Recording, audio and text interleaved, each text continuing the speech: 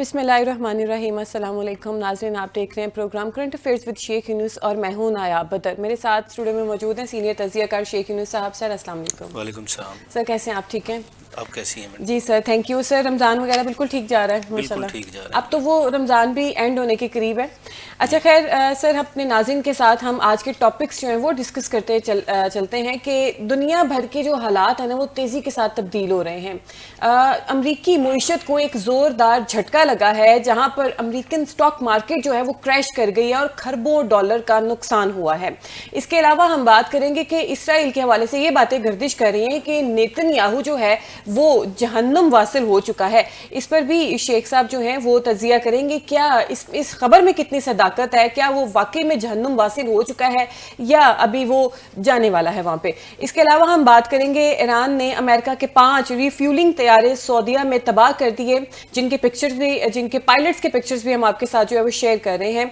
और अमेरिका ने ईरान के रहनुमाओं की इंफॉर्मेशन देने पर $1 करोड़ का इनाम रख दिया है।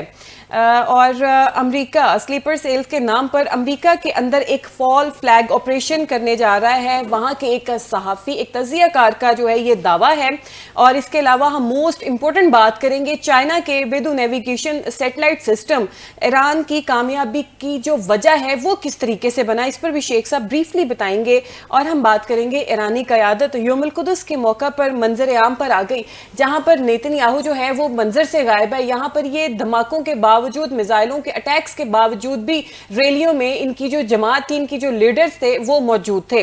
और ईरानी अवाम ने भी अपनी क़यादत का शानदार इस्तकबाल भी किया। और अफगानिस्तान की तरफ से पाकिस्तान पर ड्रोन हमले।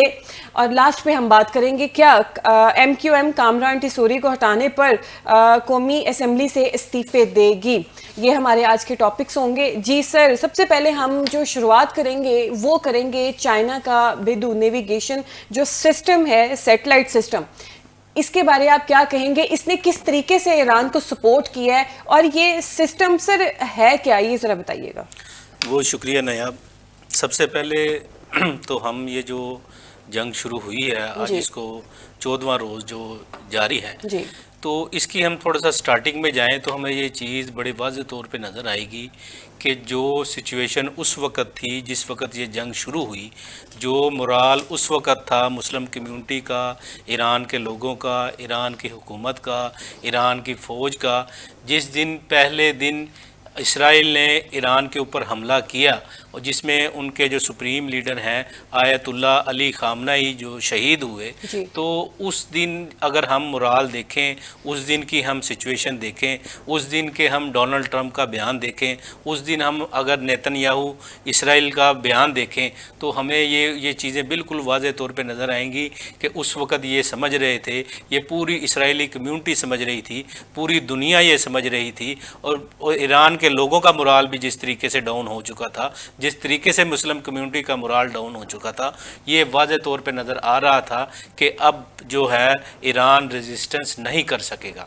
और इसकी हमने बड़ी वाज़ेह तौर पे जो अमेरिकन सदर जो हैं, अमेरिकन सदर डोनाल्ड ट्रंप की हमने जो पहली तकरीर देखी थी जिस वक़्त आयतुल्ला ख़ामनेई को शहीद किया गया था, उसमें उन्होंने ये आगे कहा था कि हम जंग जीत चुके हैं, हम जंग जीत चुके हैं और मेरे पास इससे ज़्यादा कहने के लिए और कुछ नहीं हुआ।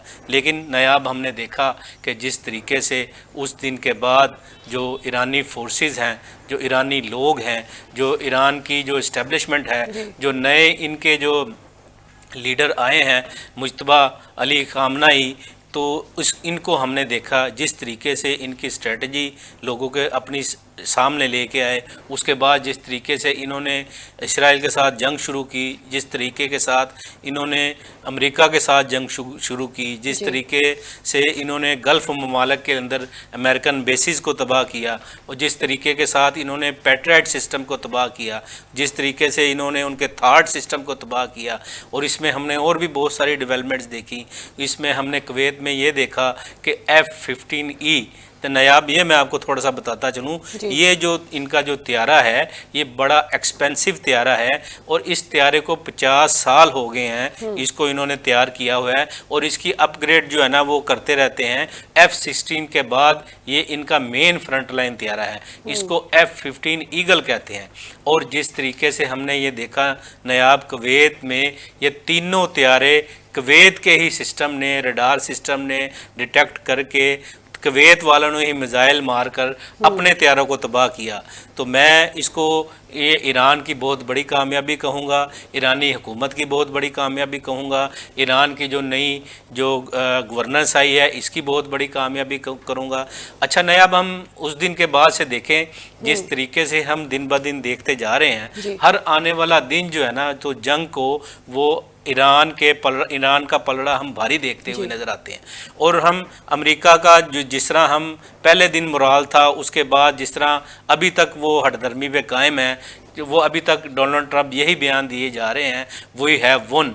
और आज उन्होंने कल उन्होंने न्यूयॉर्क टाइम्स को अपनी प्रेस कॉन्फ्रेंस के दौरान ये कहा कि अमेरिका का जो सबसे बड़ा अखबार है, अमेरिका का जो सबसे बड़ा न्यूज़पेपर है न्यूयॉर्क टाइम्स, वो लोगों को गलत खबरें दे रहा है। लेकिन वो लोगों को गलत खबरें नहीं दे रहा, जो ग्राउंड रियलिटी है, जिस तरीके से ईरान की फतवात का सिलसिला जारी है, जिस तरीके से ईरान के लोग, ईरान की फ़ौज अमेरिका के ऊपर, इसराइल के ऊपर ये जिस तरीके से हावी होती जा रही है, न्यूयॉर्क टाइम्स बिल्कुल वही दिखा रहा है। अच्छा, मैं थोड़ा सा आपको ये बताता चलूँ कि ये जो कुवैत के अंदर जो त्यारे गिरे हैं जी, कुवैत जब जिस वक्त ये जो ईरानी जो है ना ड्रोन्स कुवैत की टेरिटरी में दाखिल हुए तो उनको इंटरसेप्ट करने के लिए कुवैत ने F-15 जो अमेरिकन बेसिस पे ये मौजूद थे, ये वहाँ से उड़े हैं। ये उड़ने के बाद उनको जो है ना वो गिराने के लिए आगे गए हैं, लेकिन शाहद 136 ने एक ऐसा कारनामा अंजाम दिया, ऐसी उन्होंने एक बात वहाँ जो है ना वो समझे कि तारीख रकम कर दी कि जिसकी मिसाल हमें माजी में नहीं मिलती। शाहद 136 ने इन जो F-15E जो जहाज़ थे, इनके जो नेविगेशन सिस्टम को पहले जैम किया।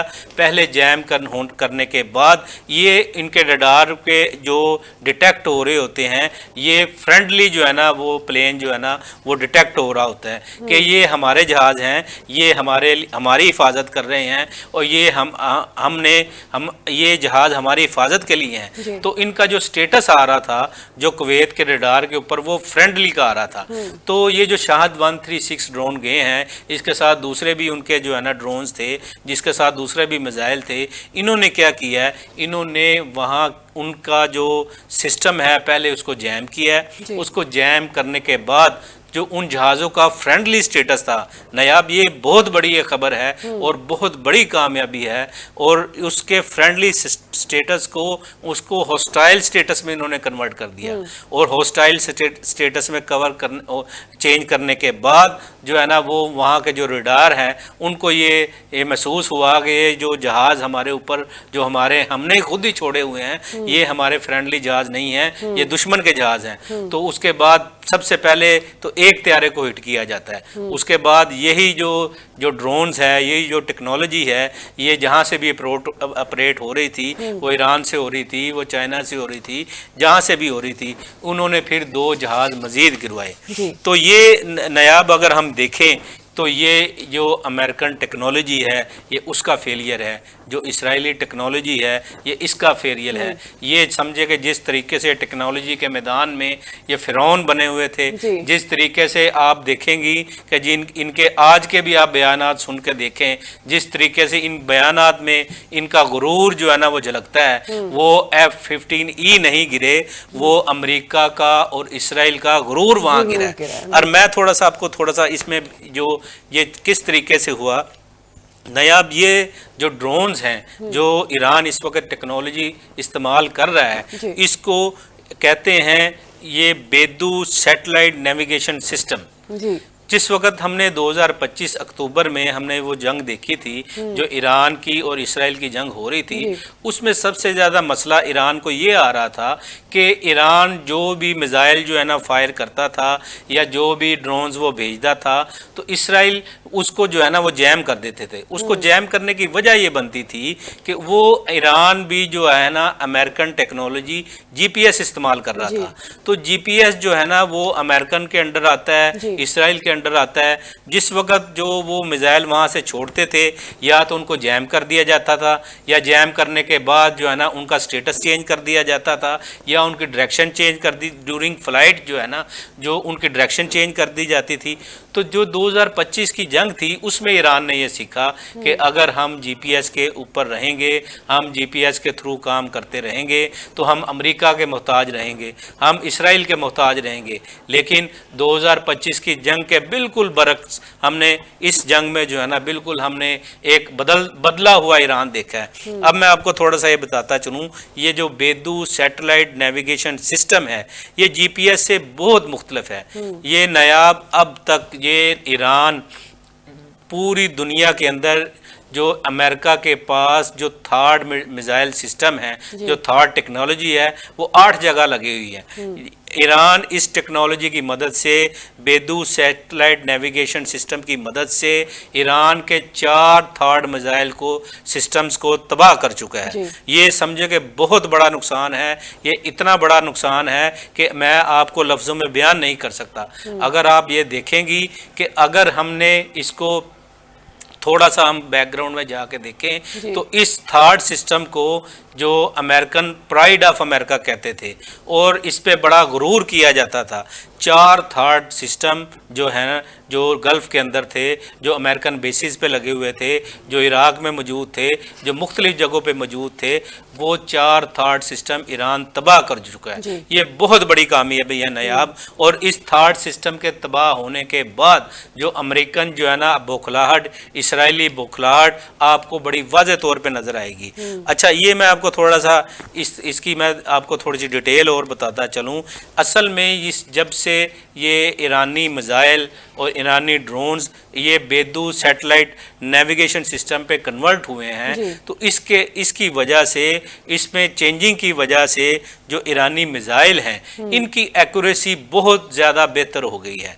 ये इतनी बेहतर हो गई है, मैं आपको थोड़ा सा जीपीएस का और इसका बेदू का डिफरेंस थोड़ा सा बताता चलूँ। जो जीपीएस की जो एक्यूरेसी रेट है वो 1 मीटर से 10 मीटर का है, लेकिन जो इसका बेदू का जो है ना एक्यूरेसी रेट है, ये एक्यूरेसी रेट ये होता है कि जिस टारगेट पे निशाना उन्होंने, अगर आपने निशाना लगाया है तो वो 10 मीटर की वेरिएशन जीपीएस करता है कि 10 मीटर से वो आगे पीछे वो हो सकता है। लेकिन ये बेदू सैटेलाइट नेविगेशन सिस्टम ऐसा सिस्टम है, ऐसा बेहतरीन सिस्टम है नायाब, इसमें जो एक्यूरेसी रेट है सिर्फ 1 मीटर का आता है।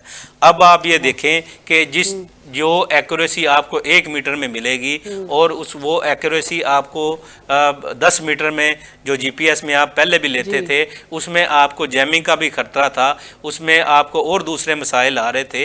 इस वजह से जो मौजूदा जो कंडीशन है वो एक्यूरेसी आने की वजह ये है कि बेदू की जो एक्यूरेसी रेट है वो 1 मीटर का है।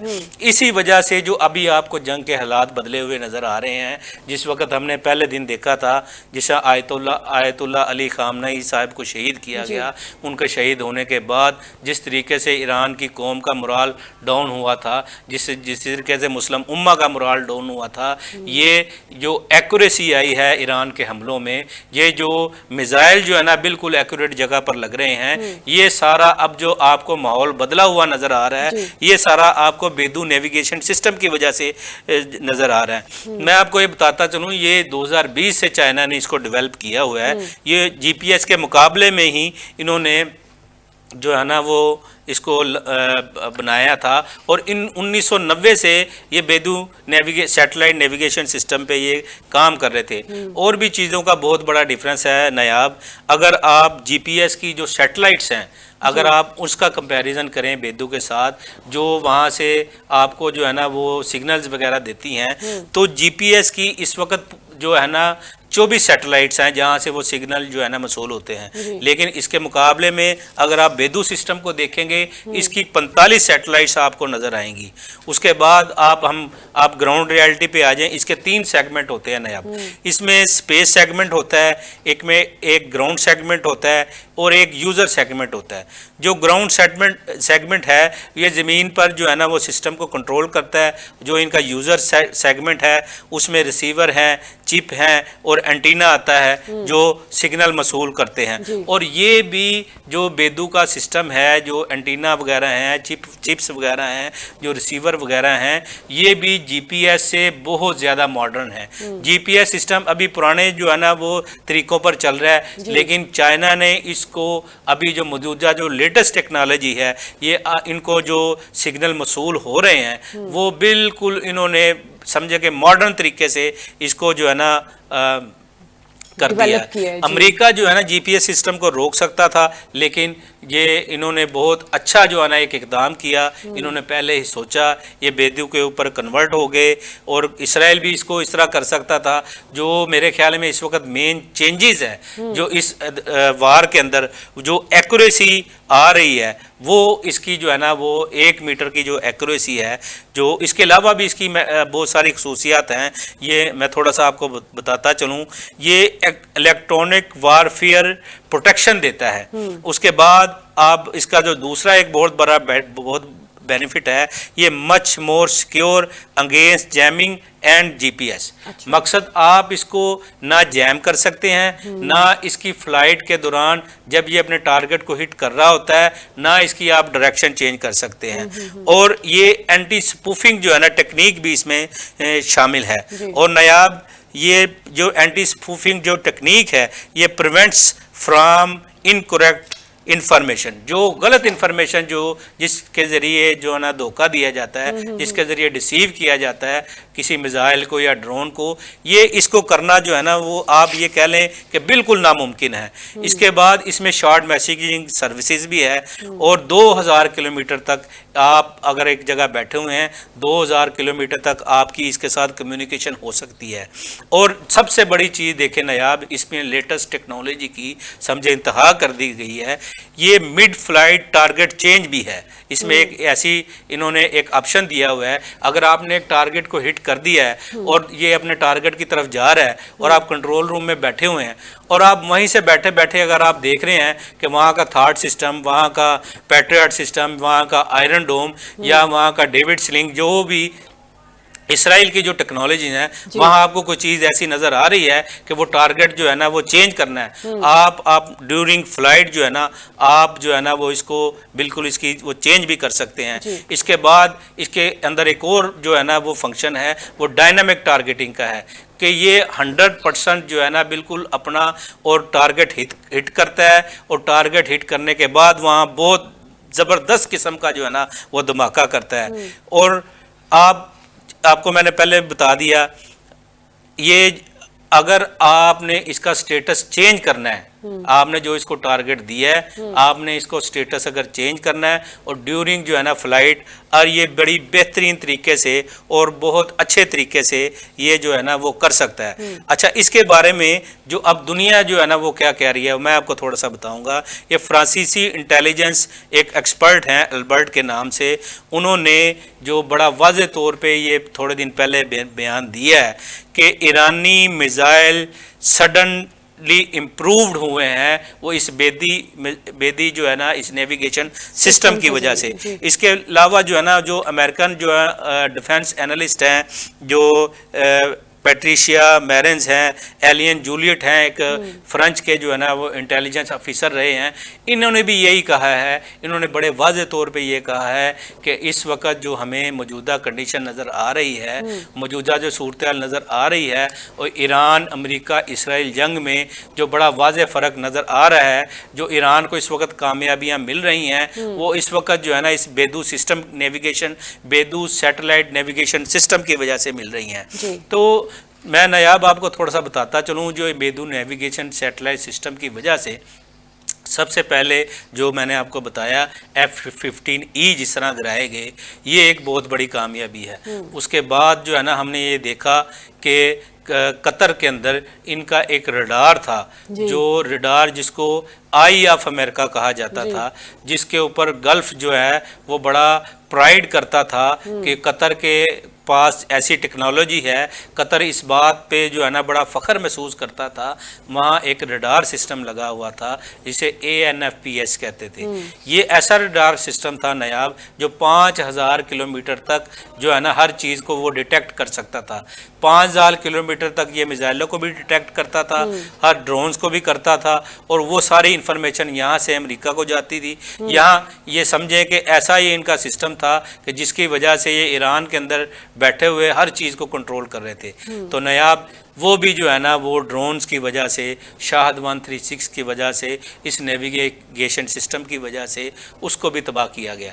उसके बाद हमने देखा कि जिस तरीके से बहरीन के अंदर जो इनका मेन जो फौजी अड्डा था, जहाँ से वो नेवल समझे इसको हेड क्वार्टर बनाया हुआ था, जिस तरीके से वो तबाह किया गया, वो भी इस नेविगेशन सिस्टम की वजह से हुआ। उसके बाद मैंने आपको पहले बताया जिस तरीके से हम इसराइल के अंदर देखते हैं, तो इसराइल के अंदर हमने ये देखा कि जिस तरीके से वो आयरन डोम से पहले जो है ना हम बहुत सारे सिस्टम देखते हैं। उससे पहले एक एरो 3 आता है, एरो 3 के बाद डेविड स्लिंग आता है, डेविड स्लिंग के बाद जो है वो आयरन डोम आता है, फिर उसके बाद जो है ना वहाँ थर्ड सिस्टम भी लगे हुए हैं, वहाँ पैट्रियट सिस्टम भी लगे हुए हैं।